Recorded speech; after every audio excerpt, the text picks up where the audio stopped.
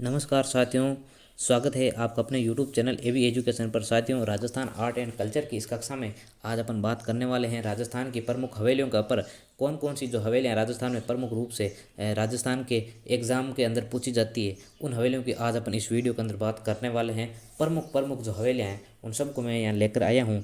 आप वीडियो के अंत तक बने रहिए। तो एक बार हवेलियाँ क्या है, कौन कौन सी हवेलियाँ, हवेलियों का शहर वगैरह, हवेलियों के बारे में दो चार बातें मैं आपको बता देता हूँ। जो हवेली क्या होती है भाई, जो आकर्षक जाली झरोखों से युक्त भवन होता है, आकर्षक जाली झरोखों से युक्त भवन क्या कहलाता है, हवेली कहलाता है। उस पर क्या है, अलग अलग कलाकारी की जाती है, जाली झरोखों में कलाकारी की जाती है और इस प्रकार से जो भवन बनाया जाता है वो हवेली कहलाता है। अब हवेलियों को बात करते हैं तो एक ध्यान रखना, हजार हवेलियों का शहर कौन सा है। हजार हवेलियों का शहर कौन सा है भाई, हजार हवेलियों का शहर है अपने बीकानेर। कौन सा, बीकानेर। हजार हवेलियों का शहर बीकानेर हो गया। कौन सा क्षेत्र ज़्यादा हवेलियों के लिए प्रसिद्ध है, तो शेखावाटी के अंदर बहुत सारी हवेलियां बनी हुई है और जो शेखावाटी की हवेलियां है वो भित्ति चित्रों के लिए बहुत प्रसिद्ध है। 17वीं 18वीं शताब्दी के अंदर ये जो हवेलियां हैं सर्वाधिक निर्मित हुई थी। जो सेठ साहूकार लोग थे, अपने पहचान बनाने के लिए, अपने पद को बड़ा करने के लिए 17वीं 18वीं शताब्दी के अंदर बहुत सारी हवेलियाँ निर्मित की गई। अब हवेली के जो बाहर प्रवेश द्वार पर दोनों ओर जो चबूतरे बनाए जाते हैं भाई, जो जो हवेली होती है, इस प्रकार से हवेली का ये मेन गेट होता है, दोनों ओर ये जो चबूतरे बनाए जाते हैं इसको क्या कहते हैं, इसको कहते हैं भाई गवाक्स कहते हैं। क्या कहते हैं इनको, इनको कहते हैं गवाक्स। हवेली के प्रवेश द्वार के बाहर जो बड़े बड़े चबूतरे बनाए जाते हैं उनको गवाक्स कहते हैं। और प्रवेश द्वार के बीच का भाग जो ये है, ये क्या कहलाती है, पोड़ कहलाती है भाई। क्या कहलाती है, ये कहलाती है पोड़। ठीक है। और पोल के पीछे का जो आगे जो खुला मैदान होता है उसको कहते थे चौक। क्या कहते थे, जो खुला मैदान होता है उसको क्या कहते थे भाई, चौक कहते थे। और चौक के पास जो निर्मित कमरे वगैरह अंदर की तरफ, जो ये खुला मैदान के अंदर चारों में जो कमरे बनाए जाते थे उनको क्या कहते थे, उनको कहते थे साथियों तिबारा। क्या कहलाते थे, तिबारा। इस प्रकार से यह हवेलियों के बारे में प्रमुख प्रमुख बातें हो गई। भाई हजार हवेलियों का शहर कौन सा है, बीकानेर। तो हजार हवेलियों का शहर हो गए अपने बीकानेर, ये ध्यान रख लेना। और जो हवेलियाँ होती थी उसका जो प्रवेश द्वार क्या कहलाता था, पोड़ कहलाता। पोड़ के दोनों ओर जो चबूतरे बनाए जाते थे उनको गवाक्स कहते थे। पोड़ के आगे जो खुला मैदान होता, चौक और खुले मैदान के अंदर आसपास जो कमरे बनाए जाते थे उसको क्या कहते थे, तिबारा कहते थे। हवेलियाँ कहाँ पर है, सर्वाधिक शेखावाटी के अंदर। और शेखावाटी हवेली भित्ति चित्रों के लिए बहुत प्रसिद्ध है और हजार हवेलियों का शहर बीकानेर के अंदर है। ठीक है। अब अपन शुरू करते हैं प्रमुख हवेलियों के बारे में। एक नंबर हवेली है अपने पटुओं की हवेली जैसलमेर। पटुओं की जो हवेली है वो जैसलमेर के अंदर स्थित है। कहाँ पर स्थित है भाई, ये जैसलमेर के अंदर स्थित है। इसका जो निर्माण है वो गुमान चंद बाफना ने, गुमान चंद बाफना ने कब करवाया, 18वीं सदी के अंदर इसका निर्माण करवाया। ये 5 मंजिला हवेली है, जो पटुओं की हवेली है। पे से पटुओं, पे से 5 मंजिला हवेली है और विश्व की सबसे आकर्षक कलाकृति वाली हवेली की अगर बात की जाएगी तो पटुओं की हवेली जैसलमेर का नाम आएगा। और ये जो हवेली है ये सिंह यहूदी राजपूत मुगल शैली का इसके अंदर मिश्रण हमें देखने को मिलता है। सिंध यहूदी राजपूत और मुगल शैली का मिश्रण किस हवेली के अंदर देखने को मिलता है, तो पटुओं की हवेली जैसलमेर के अंदर। इसका निर्माण गुमान चंद बाफना ने अपने 5 पुत्रों के लिए बनवाया था 1805 के अंदर। कब बनाया था, 1705 के अंदर बनाया था। 1705 के अंदर यानी 18वीं शताब्दी के अंदर इसका निर्माण करवाया था गुमान चंद बाफना ने। ठीक है। और ये जैसलमेर के अंदर स्थित है।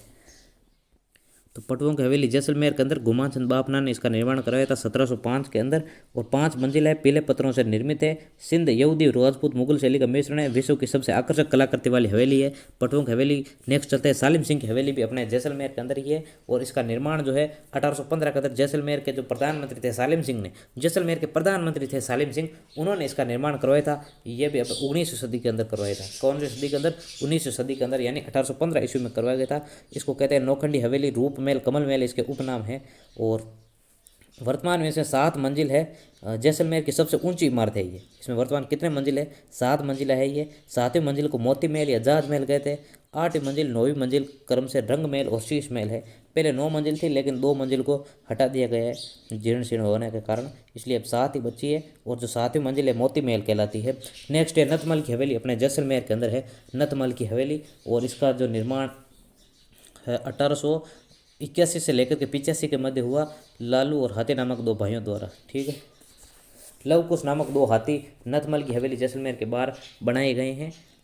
और विश्व की एकमात्र ऐसी हवेली है जिस पर किसी कलाकृति का दोहराव नहीं किया गया है, तो वो हवेली कौन सी है, नतमल की हवेली है। कहाँ पर है, जैसलमेर के अंदर। जैसलमेर की नतमल की हवेली पर हवेली ऐसी एकमात्र हवेली है जिस पर ऐसी कोई भी कलाकृति नहीं है जिसका 2 बार चित्रण किया गया है, यानी एक कलाकृति को एक बार ही चित्रित किया गया है।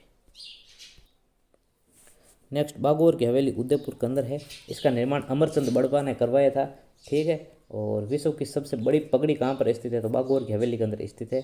और इस बागौर की हवेली में 1986 के अंदर पश्चिम सांस्कृतिक केंद्र की स्थापना कर दी गई है। अमरचंद बड़वा ने बागौर की हवेली उदयपुर का निर्माण करवाया है। किसने? अमरचंद बड़वा बागौर की हवेली उदयपुर का निर्माण करवाया था, ठीक है। मोहन सिंह हवेली, बापना हवेली, पीपली हवेली, ये भी उदयपुर के अंदर है। मालजी का कमरा चूरू के अंदर है। मालचंद कोठारी एक सेठ था, उसने इसका निर्माण करवाया था, इसके लिए इसको मालजी का कमरा कहते हैं। ये चूरू के अंदर है, 1000 खिड़कियों का ये कमरा है, ठीक है। और मोटा मंत्रियों की हवेली छोड़ो, एक और मंडावा हवेली। मंडावा के अंदर कौन कौन से हवेली, तो मंडावा हवेली मंडावा झुंझुनू के अंदर है। रामनाथ गोयनका, RN गोयनका की हवेली मंडावा के अंदर है। पोदार हवेली, जयदयाल केजे हवेली, सीताराम सिंह त्या की हवेली, हनुमान तगाड़िया की हवेली, विशाल, कौन कौन सी छत्रियाँ बिसऊ के अंदर है, देखो बिसऊ के अंदर एक तो पोदार हवेली, जयदयाल केरे हवेली, सीताराम सिंह त्या की हवेली, हनुमान तकाड़े हवेली, ये जो छत्रियाँ है ये बिसऊ झुंझुनू के अंदर है। ईश्वरदास मोदी की हवेली झुंझुनू के अंदर है। टीबड़े वाला हवेली कहाँ पर है, तो नवलगढ़ झुंझुनू के अंदर टीबड़े वाला हवेली है। पोदारों की हवेली कहाँ पर है, नवलगढ़ के अंदर है। कहाँ पर है, नवल, तो पोदारों की हवेली हो गई अपने नवलगढ़ के अंदर। पंसारों की हवेली लक्ष्मणगढ़। खेमका हवेली, रुइया हवेली, खेमका हवेली, रुइया हवेली रामगढ़ सीकर के अंदर। राठी हवेली, नई हवेली लक्ष्मणगढ़। रानीड़ा हवेली सीकर के अंदर है भाई। राखी हवेली जोधपुर, पाल हवेली जोधपुर, 25 हवेली जोधपुर, पुष्य हवेली जोधपुर। पुष्य हवेली जो है इसका निर्माण रघुनाथमल जोशी ने करवाया था। और विश्व की एकमात्र हवेली जिसका निर्माण एक ही नक्षत्र में हुआ है, यानी पुष्य नक्षत्र में इसका निर्माण हुआ है। एकमात्र हवेली जिसका निर्माण एक ही नक्षत्र में हुआ है, और इसका जो निर्माण रघुनाथमल जोशी ने करवाया, जोधपुर के अंदर ये है, ठीक है। रामपुरी हवेली, गंगा हवेली, रामपुरी हवेली, गंगा हवेली और बछावतों की हवेली। बछावतों की हवेली कहाँ पर है, बीकानेर के अंदर है।